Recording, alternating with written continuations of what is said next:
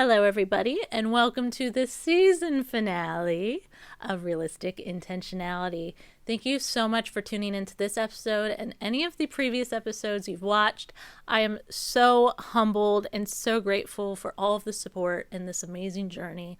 I have learned so much, and I figured the best possible way to seal out season 1 is to go back right to where we started with the guest, my partner, my love, my best friend, Dillon King. Oh, well, thank you. You're welcome. Good to be back. Good. So, tell me, how are you today? I am fantastic. How about you? I'm good. Yeah, I'm enjoying spring. Today was a very nice 66 degrees.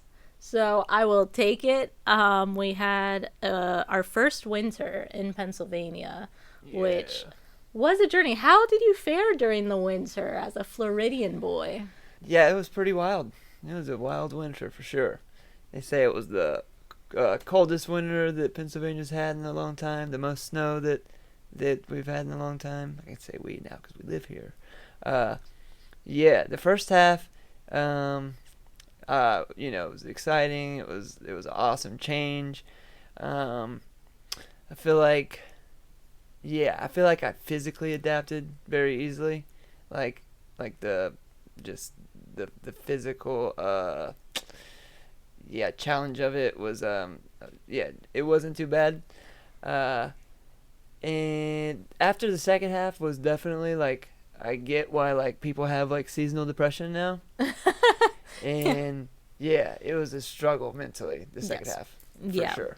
And you worked outside, which you used to work outside in Florida building pools. Yeah. So to go from working in insane heat to up to like 100 degrees, sweating all summer long, to now working in Pennsylvania's coldest winter in years, outside in the snow and the slush and the ice. What do you think? What do you think of these polar extremes that you have put yourself under? Yeah, I definitely, I like it. I like to challenge myself. I like the challenge of it. I would say heat is definitely more physically challenging. Winter and like the cold is definitely more mental. That's a good way to put it. Yeah, it's definitely like inner journey with the cold. Like, just, I don't know. I feel like it took me to some pretty spiritually low spots, and I feel like harder to stay hydrated. Mm-hmm. In the summer or in the hot, you're steadily sweating, so you're like reminded constantly to drink, and there was definitely physical challenges with the cold, but the mental is what I struggled with the most. What kind of spiritual experiences did you have while facing the cold? Highs and lows of spiritual disconnection, and but also the highs, like just knowing that, like, I feel like I had already put myself through the challenges of the heat. So like I learned the lessons that come from like harsh all day in the heat, like hell, right? I would imagine that, like, I know with ice baths and like those like cold plunges or whatever that people do, they always come out with clarity. Do you feel like when you like got home and you finally got in the heat that you had a sense of clarity to you? Or do you think just like being in it for that long actually made you foggier? Yeah, I wouldn't say foggy or clear. I feel clarity after sweating all day from the heat. I definitely get clarity from the heat because that's just like cooking your brain all day. So when you're detoxing your body. Yeah, that's what I like the most about the heat when it comes to the physical aspect, is how much you detox. The cold is the opposite. I feel like you can feel all the toxins in your muscles because you're not sweating it out. Especially, and that's where the hydration comes in. It's like I can feel the dehydration in my muscles, and then the static electricity And there's many challenges with the cold.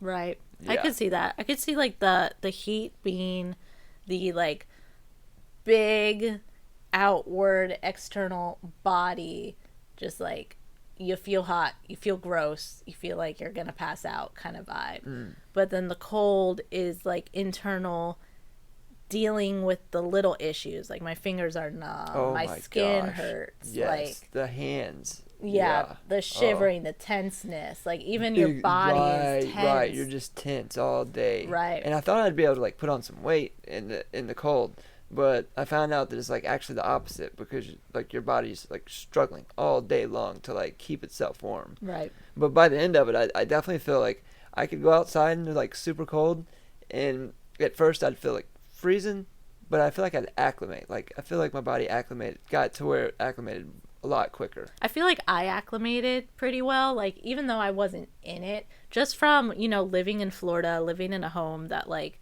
really we had like one AC unit, so it was like even year round it was like hot in our place. Yeah. And it's like to go from that to then the cold of winter, I was surprised with how quick the winter went by. Like wow, not me. you felt like it lasted like forever. 2 years. Oh, all right. Then what's your ideal climate? Do you think that to work in? Right now, spring. Spring. Yeah, for sure. Like 66 degrees was like perfect. Like not just the weather, but like knowing that you made it through the winter and like summer's on the way. So it's like you made it through the hard part of the year, and now it's just the birds are coming back out and chirping, and then like you're about to see all the colors, and the weather's just perfect. That's a feeling that you probably haven't had in so long. And like even South Carolina, the winters weren't too bad most of the time. So it's like how has this experience having a northern winter and feeling the seasonal cycle, like how has that been for you? Really good. Like I feel like I needed the opposite of what I've had for so long, and it like just it gave me like more perspective and like you kind of lose appreciation for like good weather when you're in good weather all the time. And just experiencing like the polar opposite is like I don't feel like I've appreciated a spring in so long. And yeah, for sure, like a newfound gratitude for good weather. There's something with like seasons, especially winters, that make you feel like a primal sense of like warrior energy, where it's like you survived the winter, you are enduring the winter, like you feel like you could like get a bunch of wolves to pull you on a sled, and you could like throw your fur coat onto the threshold of your home and go cook some stew on the fire. Yeah, I feel like that every day. Yeah. I feel like that every day. And like, yeah, for sure. Like I was like scared when we first moved here. Like, like I was like worried about finding a job, and like just, I was so like paranoid about going into the winter and not being able to provide, just not, yeah. And just, I don't know, such a sense of accomplishment that like not only did like we did make it through, and like we did eat every day, and we did keep the lights on, but like we managed to like thrive and like pull ourselves out of the hole that the financial hole that we kind of like got into over the years, and just like the move into Pennsylvania with the little bit we had, and like going from nothing to making it to now like making it and then some, just the accomplishment, just a sense of accomplishment feels nice. Feels real good. Very good. You did great. Yes. So when you were last on the podcast, now even though the podcast technically got released January 11th, we had recorded that podcast a month prior. So we recorded in December before Christmas. So about 3 months ago exactly. So we managed to record your first appearance right at the beginning of winter. And now you're here, we're starting to get to the second half of March, I believe. I think it's the 19th today. Something like that. Yeah. No clue. Something like that. And so you have successfully made it through this season. And what do you feel you have coming up for this spring season for yourself? Continue, like, grinding as far as work goes. Continue growing in the financial aspect of our lives and learning more, like, dial in that aspect and, like, responsibility in that arena of our life, and learning more about finances and investing and just all of that, like, just making smarter decisions, like, living more, continuing to, like, live modest, and, yeah, so there's that. But also I want to work less weekends and find more time to, like, relax and unwind and fill my cup back up, Mm-hmm. and yeah, just get out into nature more. Mm. One thing that I did not like about winter is the lack of barefoot outside time. Mm. Yeah, I tried. It was, yeah. You needed to let the dogs out. Hard to be outside barefoot in the winter. Mm-hmm. In the ice. Yeah. Yeah, you, like, instantly, hands and feet, nah. Yeah. Can't take it. Yeah.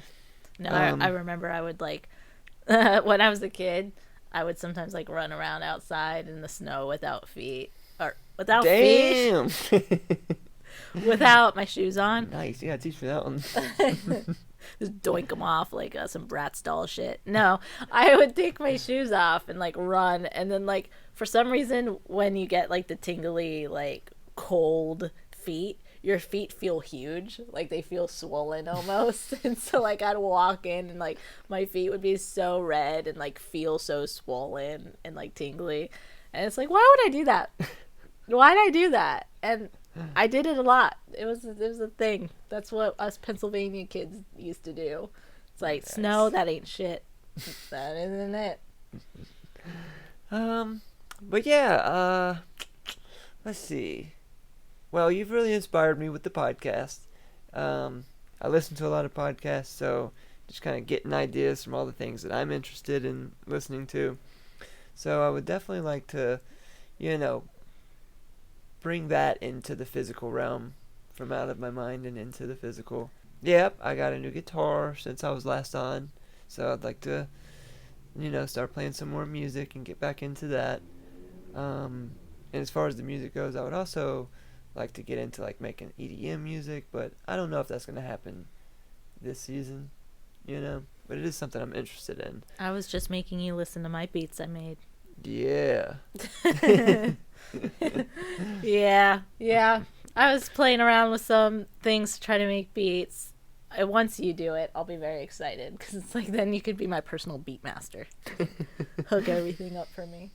Yeah. That's the dream, right? It's for us to have acquired so many skills within our partnership that we can just, like, help each other. Like, you help me hang pictures, I help you paint. It's like, you would make the beats, I show you how to edit pods and orchestrate all that. Yeah. Okay. Sure. Hi. Oh, hey, babe. So, yeah, I would also... So, yeah, going into this nice season, I would also like to get into, like, more outdoor stuff. I also got a 4-wheeler since last time I was on, so I've been doing a little bit of that. So, speaking of your podcast, we kind of talked about maybe toying around by talking about some of the topics you would hope to discuss on your podcast. So, give me your elevator pitch. What's your podcast going to be about? So, very broad umbrella of... occult, philosophy, spirituality, religion, as far as psychedelics and aliens, and just all of the interesting topics, all the things that, like, just grab your attention, and just mind-bending topics, all things mind-bending. So, have you had any experience with aliens? or extraterrestrials or Yeah, I've had a couple, not like your typical like stories that you would hear, but like lack of sleep, drug induced traumatizing alien experiences of like watching YouTube and then seeing the wrong thing and like jolting me like in a traumatic way. And then also in another YouTube experience where like I was doing like a guided meditation and it just like switched on me and I felt like I was really deep into like it was like a shamanic like Native American flute music meditation and was jolted out of that, and that kind of triggered that like traumatic experience from back in the day when I was on amphetamines and up for days and had that first experience. And so yeah, no positive ones per se. That's like a broad topic. Like I haven't had any like nuts and bolts experiences. Right. It's hard to like really, it's a hard thing to like talk about because so many people view aliens in so many different lenses now. Like some people view aliens as higher dimensional beings that are more telepathic, where you can talk to them through meditations and like astral travel and stuff. And then some people think of aliens as like the traditional grays that are like the ones that were in Roswell, that are like these, you know, figures that are in physical form, you know? Right. So it's kind of like you have to figure out, like, some people say we're aliens, we're starseeds, right? Yeah. So it's kind of hard to like really gauge that. And like I literally have like a UFO very apparently tattooed on me. Yeah. And surprisingly, and I thought for sure that would be an invitation for people to talk to me about aliens a lot, and it's not. And I feel like we as a society, it's a tough topic. It's very taboo. I feel like just we as a society, we're like kind of awaiting for disclosure on aliens, and I think we are on board with like there's other life forms out there. Like truly the only people who I feel like don't believe in aliens are maybe like the super religious people who, you know, it conflicts with their reality and their belief system. I don't think it's that they don't believe in it, they just believe it's demonic. They believe it's demons. Right. Yeah. But yeah, I don't feel like too drawn or like I'm not really into the grays. I feel like there's high frequency, extraterrestrial, extra dimensional, and then low dimensional. And like I feel like I've connected to both. I feel like the ones that traumatized me were like the more like gray type, reptilian type energy. Not that that's what I necessarily like connected with, but that kind of like vibe where it's like I feel like people who connect to those like are in a more like maybe like destabilized point in their life, or like just aren't necessarily grounded. Whereas, you know, I feel like you can, when you're in better parts of your life, or like maybe like in a better place frequency wise, you can connect to, you know, higher type beings within the thought realm. And that's more like what I'm interested in, connected to it myself, you know, like things that bring inspiration and ideas, you know. You're always looking for your UFOs. Yeah. I definitely like go outside and look at the sky all the time. Yeah, you're always like, wait, let's check that out. We'll drive out of our way to like check out a flashing light, for sure. Yeah, I only have had like one physical form connection with like aliens, and it's not even a connection, just like witnessing something definitely like not natural in the sky. And it was in 2014, July 2014, and we were looking at the sky, me and my friends, stoned, hanging out, having a good time. And I looked up, and I remember I mentally was like, universe, like, show me something. You know, I was 18. I do that a lot. Yeah. Just like, I know what you mean. Give me a little something. And in that moment, like literally like a second later, I saw like a bright light kind of like increase its light and then split into two halves and go completely in opposite directions, like in straight linear, like one light then dispersed into two and they just went opposite ways. And I was like, what the fuck?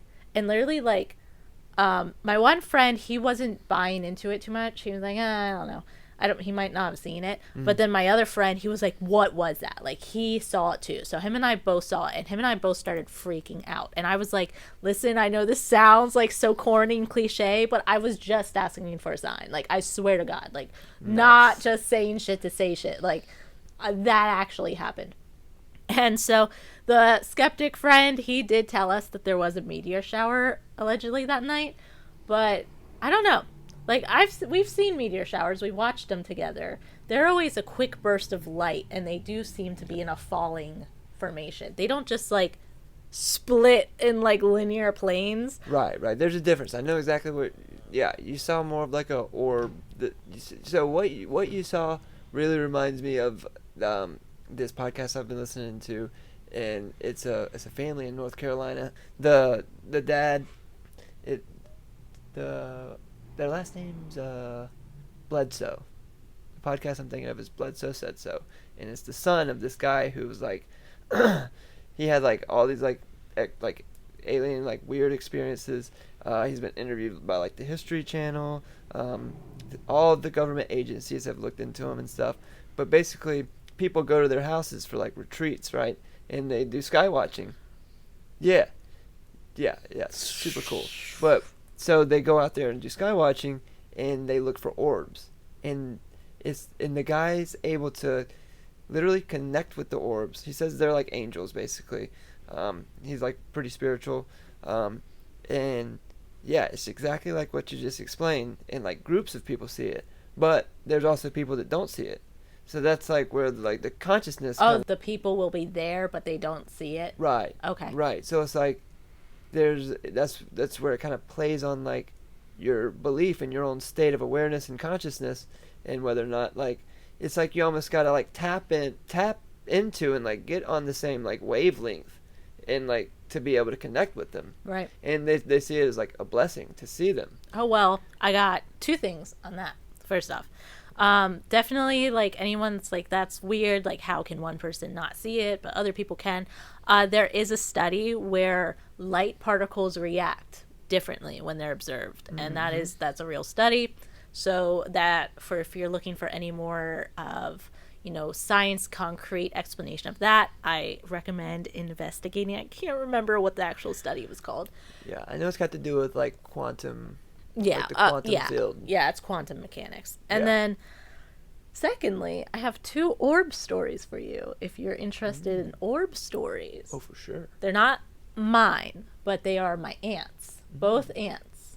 My Aunt Sharon and my Aunt Debbie both have their own orb story. Oh, yeah? Different colored orbs. Yep. So my Aunt Sharon had this like feeling, like she saw this like light outside and it like freaked her out. And she was like, she was alone at the house. She didn't like know anyone to call her. It was like in the middle of the night, and she just saw this like blue light outside her house. And so she was like, I'm gonna take the dog, I'm gonna go in the car. Like, she was freaking out because my Aunt Sharon is a little anxious and she doesn't like that kind of stuff. Yeah. And so she was in the car and she was watching this blue orb just sit on her fence in their yard, that white fence near their driveway, just sitting there for hours. Like, it wasn't just still, it was just a blue orb. And she literally was so freaked out, she just watched it all night and waited till morning until it went away. Jeez. Blue orb. Yep. That's terrifying. Yeah, poor Aunt Sharon. I mean, if you're home alone, that's terrifying. If you're with a friend, not so much. See, I'm the same. If I'm home alone, or if if I lived where she lived and I was home alone, yeah, I would not give me the normal. Give me everyday monotonous life when I'm home alone, away from society. Give me boring. Give me nothing. Super boring. Let's watch some Netflix and chill. Relax. Dude, that reminds me of the one night. I'll get back to the second orb story. Not to go too past, but when you went and had a psychedelic experience with your friends in the hotel room. That night, I seen some stuff that night for sure. Well, when I was home alone that night, I saw something like moving in our yard, like a shadowy figure in the yard, and it freaked me out. And it ended up being the pig. That's when little Moon, I named her Moon. That's when she first visited. I gotcha. But it was like that night, and I was bugged out. But yeah, nope. Give me boring when I'm alone for sure. Feel you on that.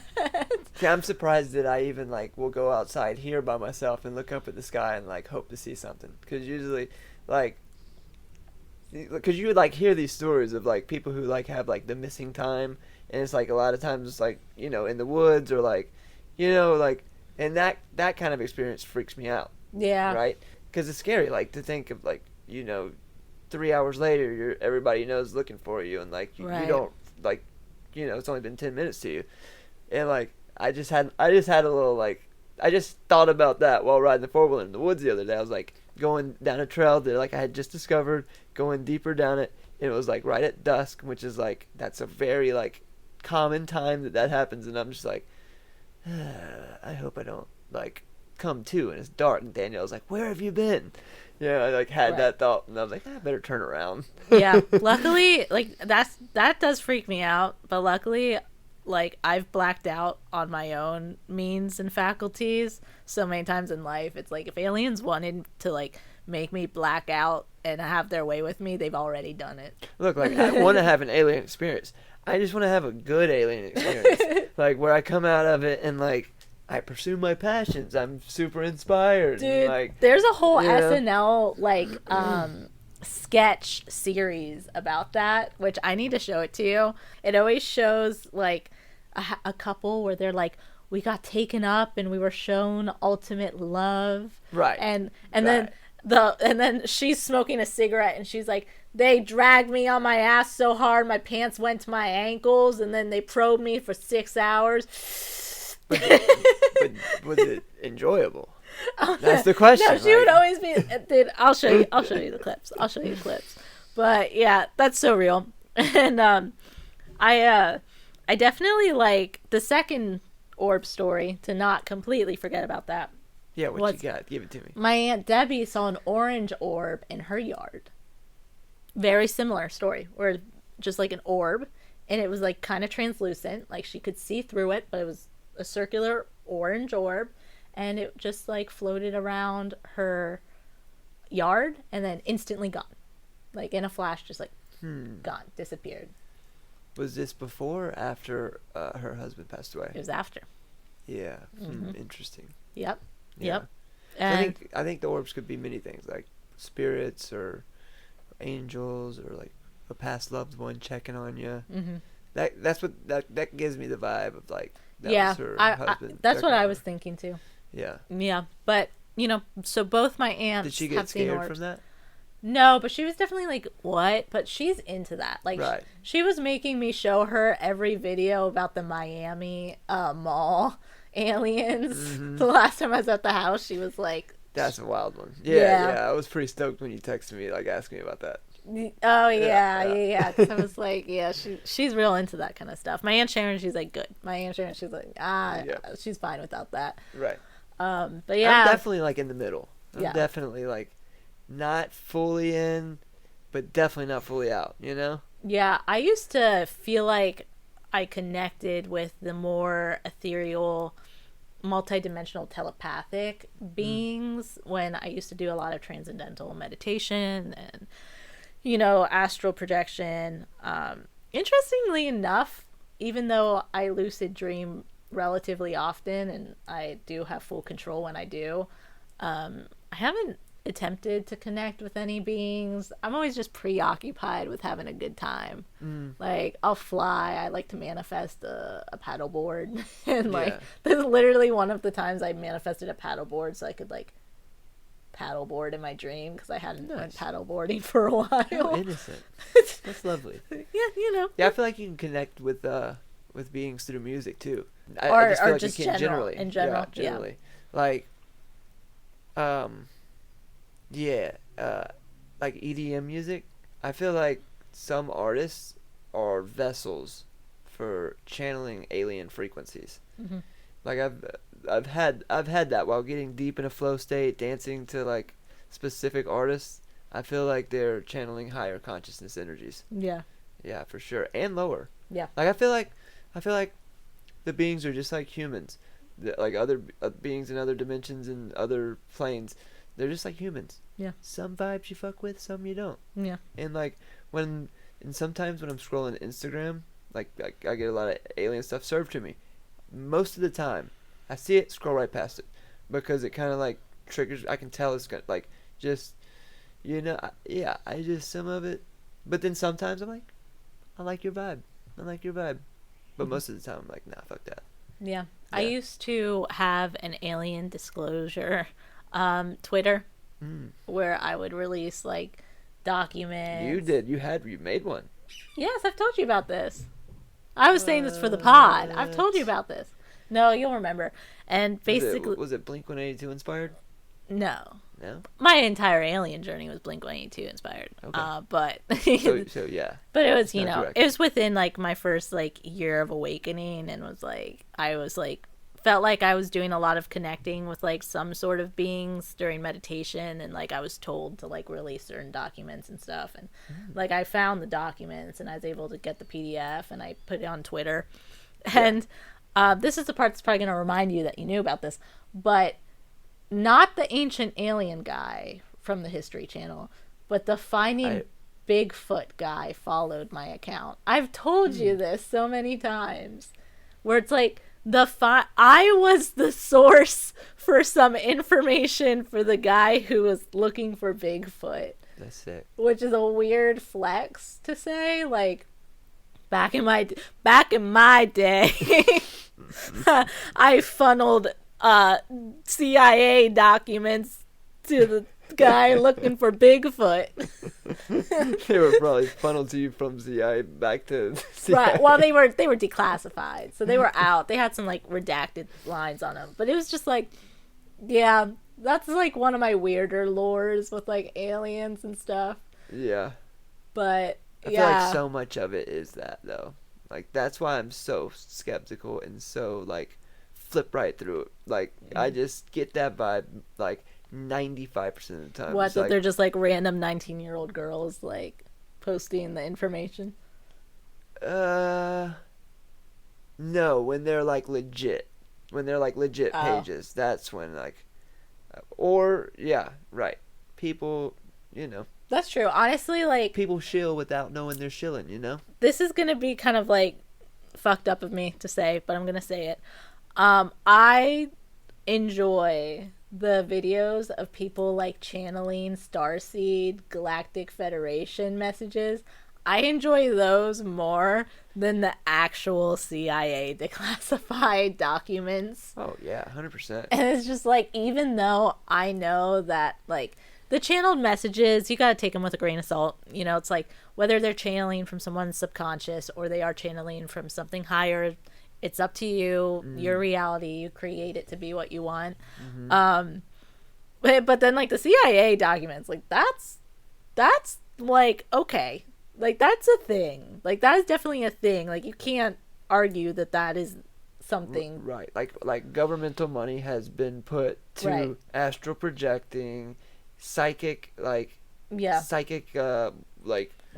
cheat codes for reality, like psychic like war, the psychic 111268, attacks. like the like number all ones. That stuff is like, God, I want to try it. Fuck, I'm scared. I've tried the number ones, like the ones for like eradicating pain, and I didn't necessarily feel like, I don't know, it didn't work in the moment. Whether it's like a longer thing, I don't know. But I think it's like a mantra. Like you don't feel a mantra the first time you do it. It's something you gotta like practice and like. Right. In which case, it's get the into same. A certain state. Right, and if those numbers equate the same frequency, you could easily just like grab a crystal or grab a mantra. That's like a little easier as opposed to like 6 numbers in a very specific sequence.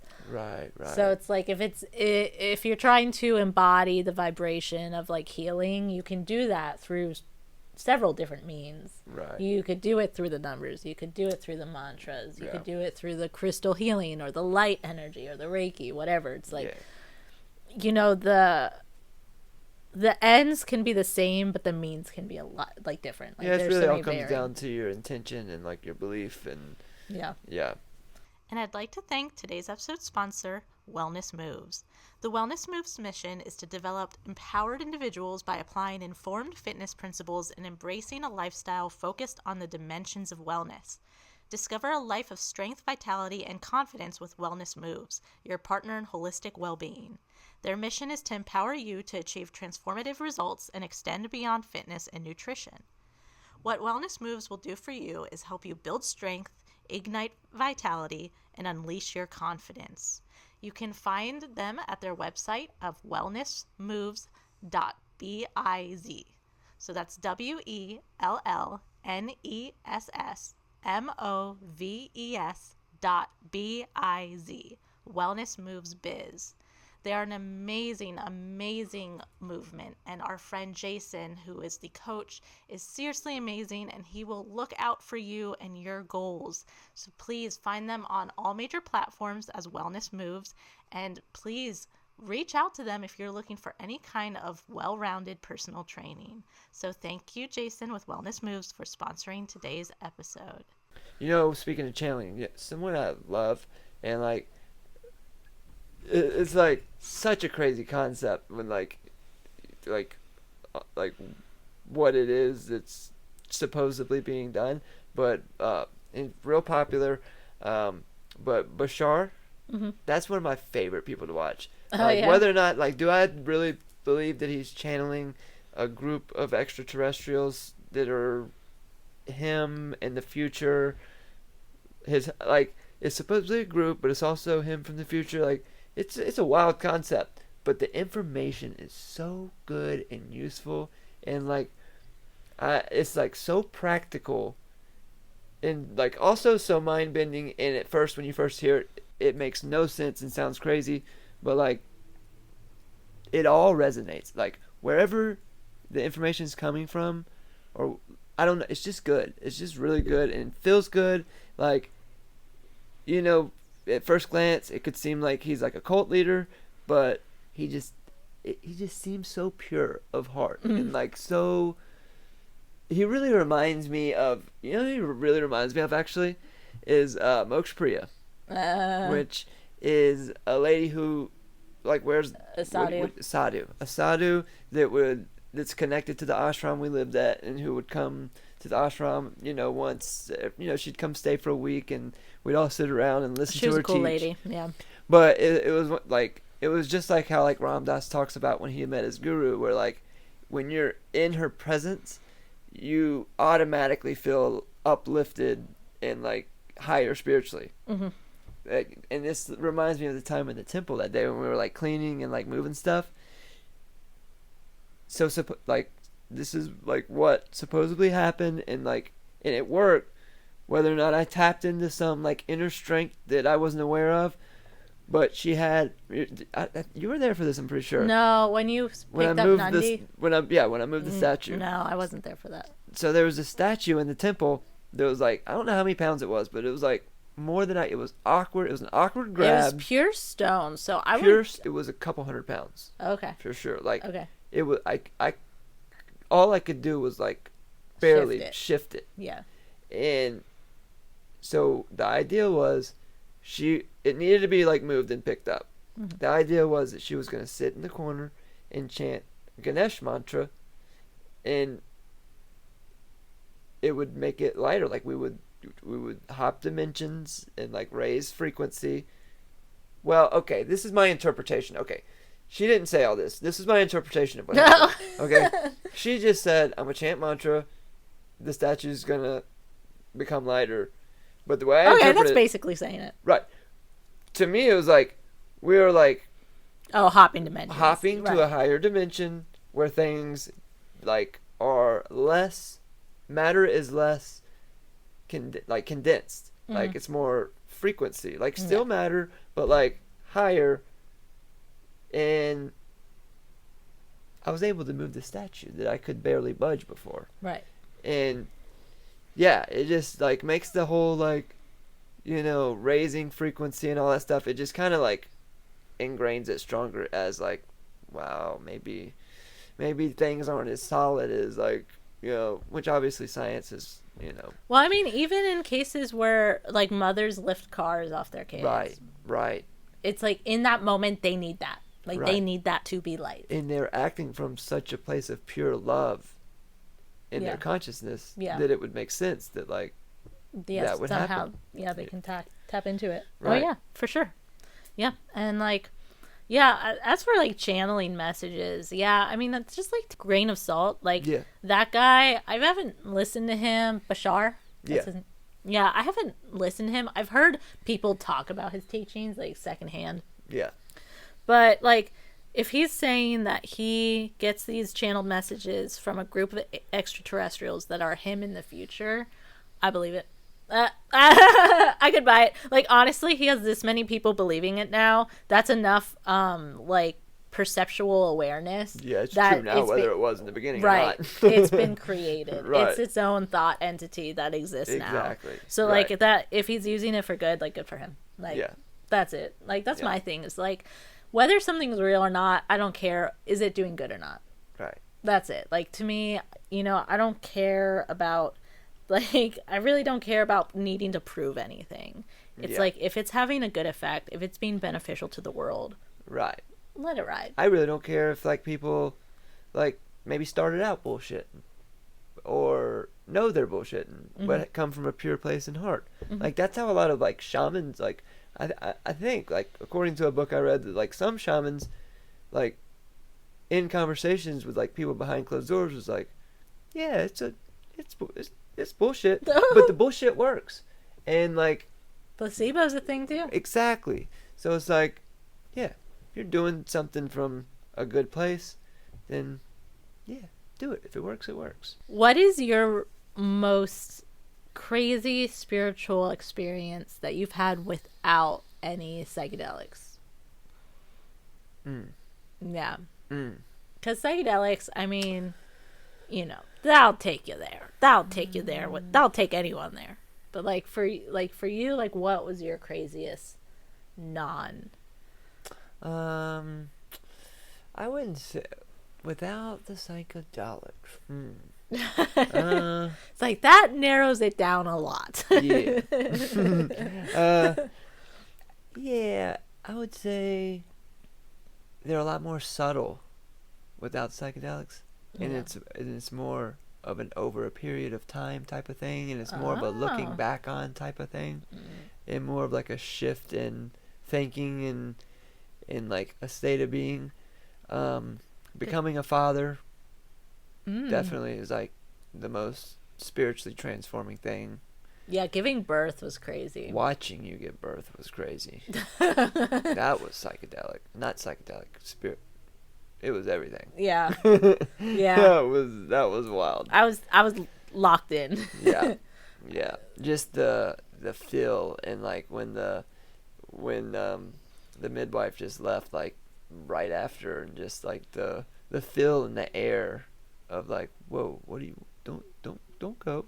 What do you mean? We're not qualified. And just like we're just left with this human who wasn't here. I know that whole night was it was unqualified, but it totally was. I mean, natural. It's natural so we were the most qualified, but it does feel like, like me trying to birth like naturally without, I had the midwife's guidance, but ultimately I was just doing my own shit. It was like, all right, it's like, watch out, everybody. I'm going to give birth without a hospital. I remember when I first told you I wanted to do that, you were like, you're fucking nuts. Yeah. You were not about it. Well, yeah, like the transformation that brings, and looking back on it, and just knowing how like selfish and like self-centered, and just like the way I thought and the things I cared about, versus like years into fatherhood, and then a decade into fatherhood, and like most of my thought process goes into like, sure, there's still like the self-centered thinking and whatnot, and like wanting to be happy and everything, but like most of my energy and like thinking goes into like those around me more, And yeah, it's more subtle. It's not like experience boom like oh, but it's The Nundy experience sounded pretty crazy too. Yeah, for sure. Like as for like.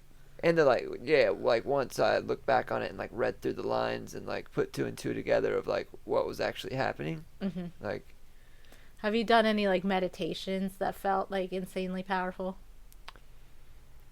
oh, for sure. Yeah, once I started getting into yoga and just the way yoga like works out all the kinks in your body and just gets you to a place of flow.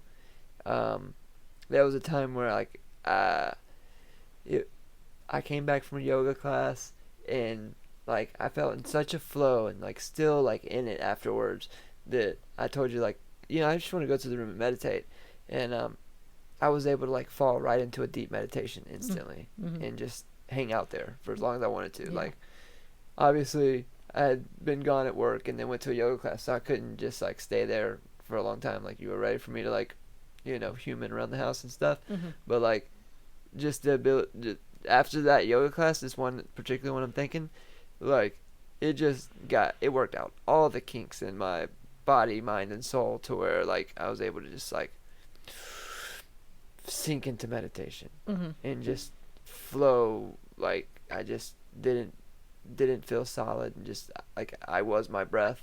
Mm-hmm. And that was pretty wild. Yeah. Yeah. One of my like obviously giving birth was a really great example because like that was crazy. That was like how I did that I don't know, but aside from that, when I first tried to astral project, which was to this day the furthest I've ever gotten into an astral projection, that was crazy, and that is a very scary sensation to feel, because and it's like all textbook, like all the things I felt, I've seen people document about their astral projecting.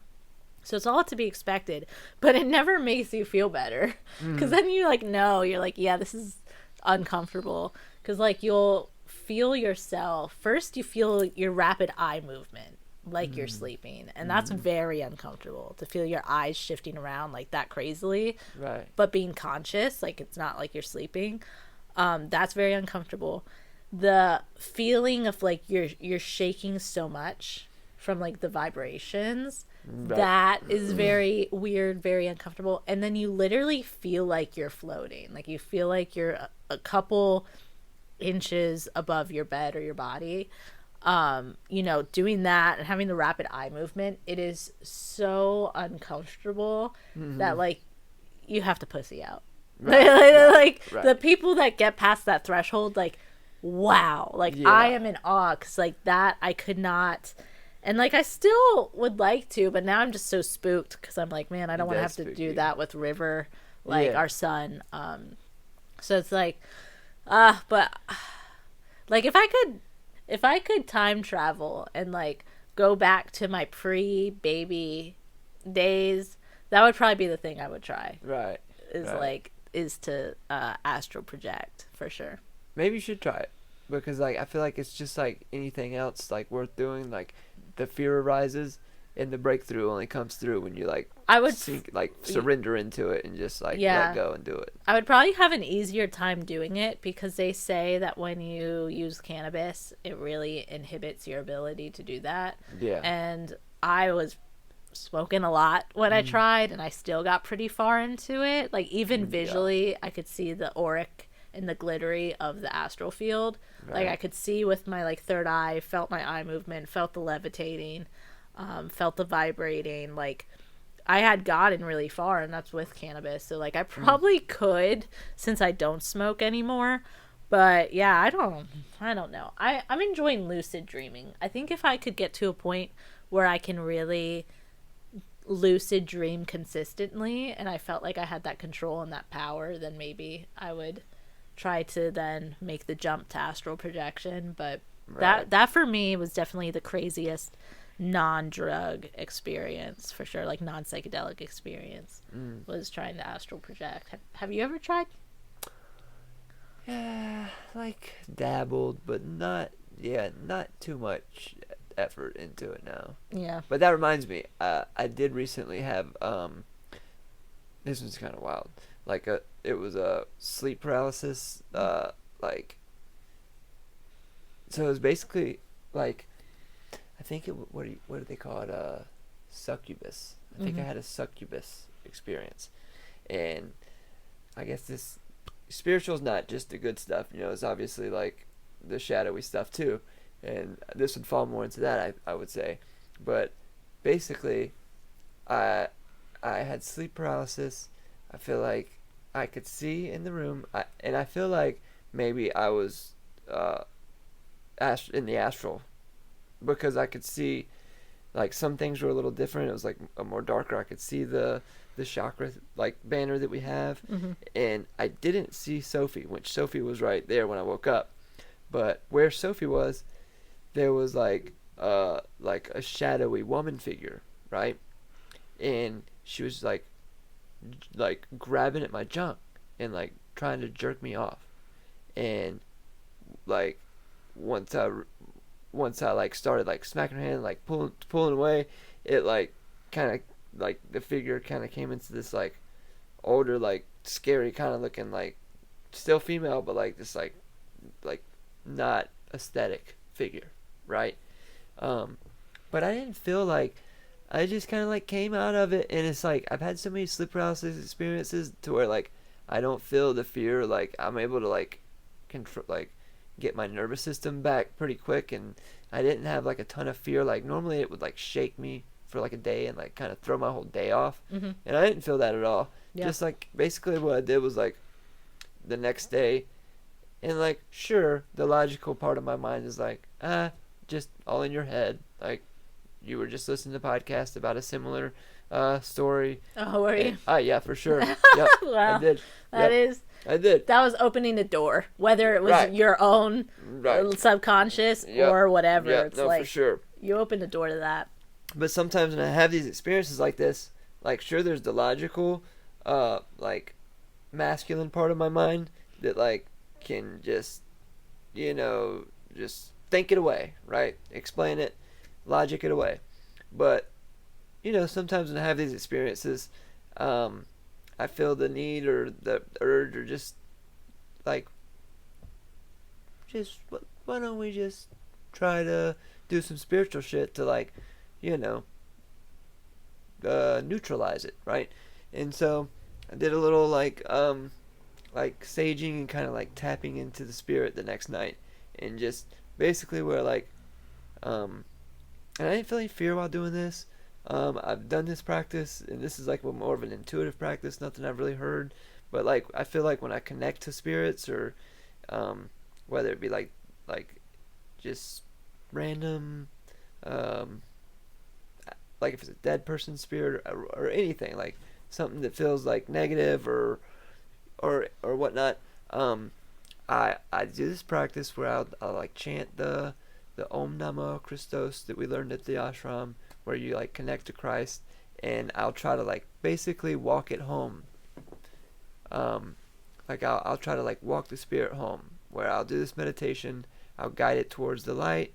But yeah, so basically I just tried to like guide this spirit towards the light, meditate and visualize, like taking the spirit in my hand and then meeting Jesus, passing the spirit over to Jesus so Jesus can walk it home towards the light. And I feel like it worked. Like I haven't had any of those experiences since then. And what color was Jesus? I don't know. Just the light. Jesus is just the. That was a very politically correct answer. Oh, he was a light being. It doesn't matter. He was being light. Had to ask. Let's confirm, guys. Let's lock it down. What Jesus looked like. Well, that's really cool that you ushered them back to the light. And I think that's really incredible. So, is this the kind of conversations we can expect from your podcast? For sure. Yeah, some other topics that I would like to dive into is like Western esotericism. Yeah, like a lot of like the Eastern yoga and meditation, Hinduism, Buddhism, um, yeah, some of the more practical subjects of like that you can put into practice, and things that are gonna like make your life better, make your life more fulfilled. Yeah, like magic, playing around with the laws of nature and the matrix per se. Yeah. Would you have me as a guest? Maybe. Yeah, for sure, babe. I got any stories? Yeah, you think I got some? Yeah. You can come on for sure. Yeah, it's all right. You can come on my pod too. Obviously, anytime. Oh, awesome! Thank you. Yeah. So, what about you? You said this is the final episode of the season. Yes. What's that mean? Yeah. Well, I am. When's the next season? When can we expect a new season to come out? Ooh, are we doing a reverse interview right now? Yeah. What's up? Give us the info. So, I was not planning on doing seasons, but I definitely got called to start a project that is pretty time consuming, and it's definitely just like the priority for me right now. So the podcast is the most time sucking, most extensive effort of my whole platform. I make daily TikToks.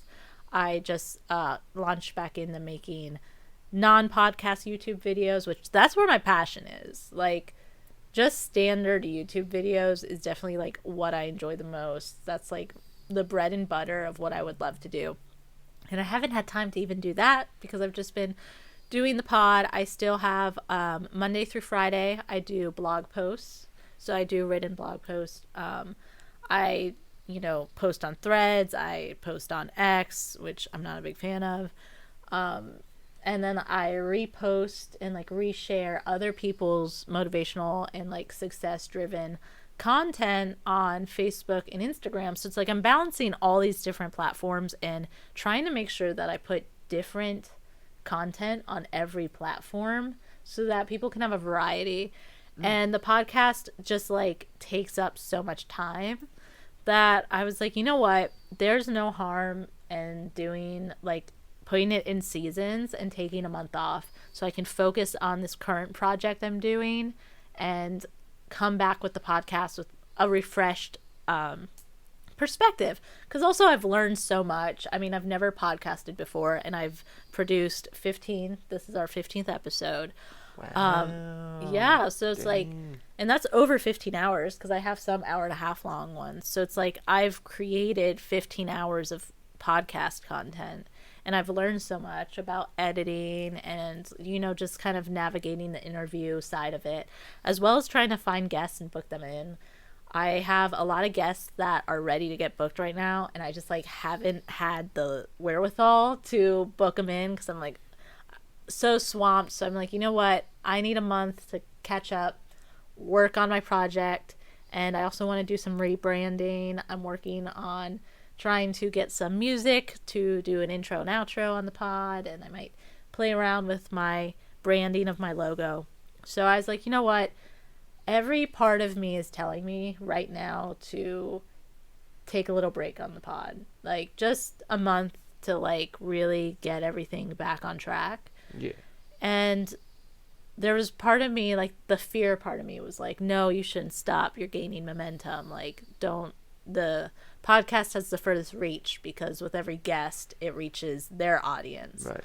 And it's like, don't get rid of that, like don't stop that. But that's all fear-based thinking. When I'm following my intuition, when I'm following my soul wisdom, it's telling me like, just take a break, realign, grind your project out so that can be done and that can then work in the background. And just I'm super excited about that for you too. Yes. I've had a little sneak peek at that project, and it is phenomenal. I have mentioned what it is on my other platforms, so you guys will have to follow me, and I will keep you guys posted on that journey. But yeah, I'm really excited too. That's definitely like where my creative energy wants to flow, and so you have to go with that. You have to trust the process. Being in fear, and like so much of like content creation exists in like a realm of fear of like, what if this doesn't hit the algorithm? what if this doesn't appeal to my audience? What if sponsors won't like this? And I've been really working on releasing that fear and like really understanding like I need to make content for myself and attract the people that it's meant to attract. And I can't be trying to appease an algorithm. And since I've done that, like, I have been steadily growing on TikTok. And it's like, it's nice because I get followers, but I'm not hitting, like, most of my TikToks are under 1,000 views. But it's still a lot. Like, people don't think it's a lot because we've seen these engorged numbers of, like, millions of views. Right. But hundreds of people viewing my content every day, I'll take it. You know, and I will take slow growth that's more properly aligned than fast viral growth that isn't people that are going to really support me through the years.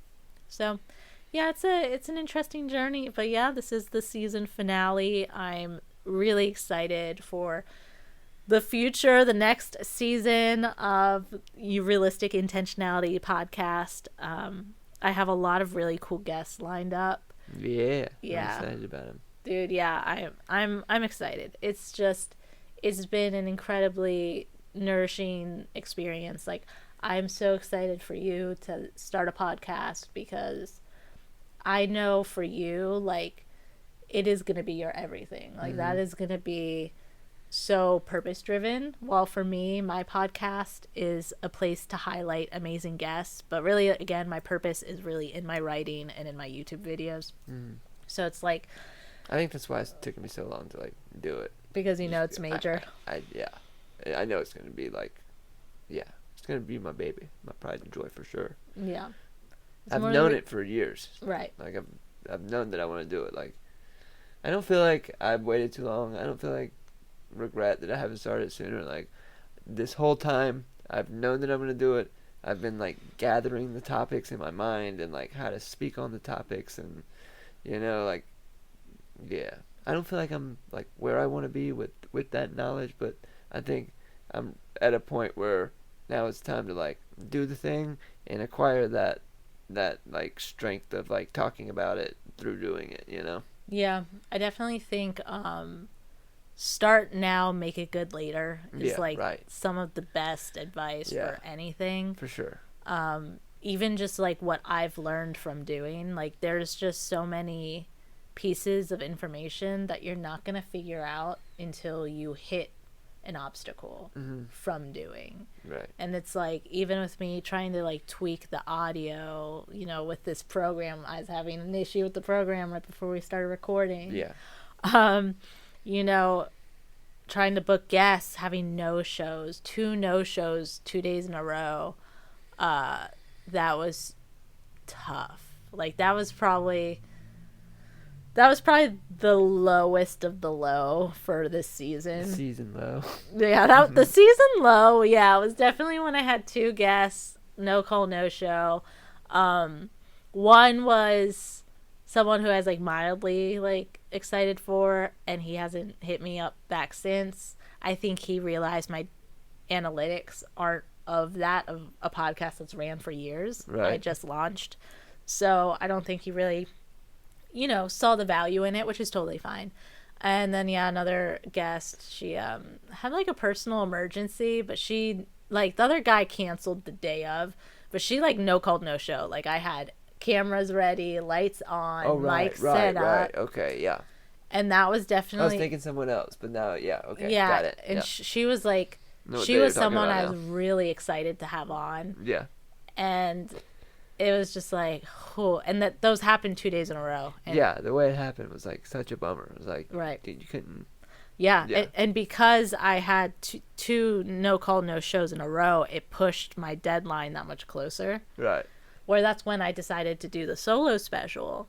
And like, that wasn't even the only solo special I had planned was the Valentine's Day one. But the episode 7, in which I just talk about my platform, that was completely on the fly. Like, I think the day before I had to upload.